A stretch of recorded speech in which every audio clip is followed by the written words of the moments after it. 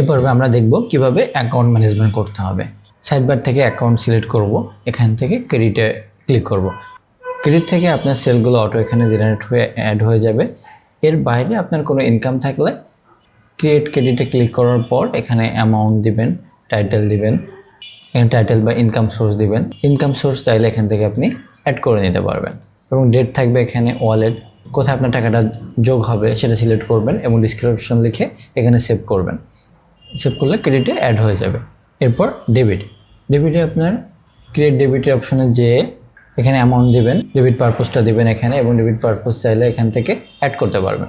এরপর ডেট দিবেন এবং ওয়ালেট কোন অ্যাকাউন্ট থেকে টাকাটা খরচ হচ্ছে সেটা সিলেক্ট করবেন এবং এখানে কোনো ডিসক্রিপশন থাকলে ডিসক্রিপশনটা লিখে জাস্ট সেভ দিলেই ডেবিটে অ্যাড হয়ে যাবে। এরপর অ্যাকাউন্ট পারপোজ, এখান থেকে আপনারা ডেবিট এবং ক্রেডিট অ্যাকাউন্ট পারপোজগুলো ক্রিয়েট করতে পারবেন। পারপোজ সিলেক্ট করবেন, এরপর ফিক্সড এক্সপেন্স নাকি নট ফিক্সড এক্সপেন্স এটা সিলেক্ট করবেন এবং এখানে টাইটেল দিয়ে সেভ করে দিবেন। এরপর আপনার ব্যালেন্স অপশনে যাবেন। ব্যালেন্স অপশনে আপনার কোন অ্যাকাউন্টে কত টাকা আছে সেটা আপনি এখান থেকে দেখতে পারবেন। এরপর ডেইলি রিপোর্টে আপনার প্রতিদিনের ইনকাম এবং খরচ, এই রিপোর্টটা আপনি এখানে দেখতে পারবেন এবং আপনি চাইলে ডেট ওয়াইজও আলাদা আলাদা করে দেখতে পারবেন এবং এখান থেকে পিডিএফ ডাউনলোড করে নিতে পারবেন।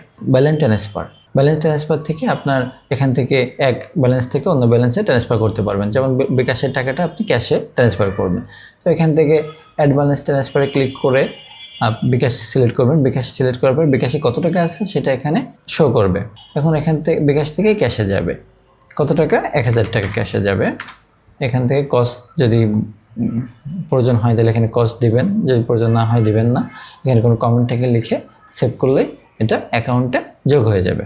এরপর এমপ্লয়ি ম্যানেজমেন্ট, আপনার এমপ্লয়িগুলো অ্যাড করতে পারবেন। অ্যাড এমপ্লয়িতে গিয়ে আইডি নম্বর দিবেন, নাম দিবেন, ডেজিগনেশন দিবেন, phone number, email number, joining date এবং বেসিক স্যালারি কত, আদার্স কোনো স্যালারি আছে কিনা এটা দিতে পারবেন।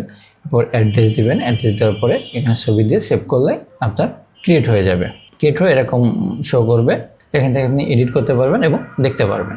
এরপর স্যালারি লিস্ট, এখান থেকে আপনি এমপ্লয়ীদের স্যালারি অ্যাড করতে পারবেন। প্লাস স্যালারি অ্যাডে ক্লিক করার পর এখান থেকে এমপ্লয়ি নাম লিখবেন, স্যালারি অ্যামাউন্টটা লিখবেন এবং কোন মাসের জন্য স্যালারি সেটা সিলেক্ট করবেন এবং কোন বছরের সেটা সিলেক্ট করে প্রসেস দিলে স্যালারি অ্যাড হয়ে যাবে।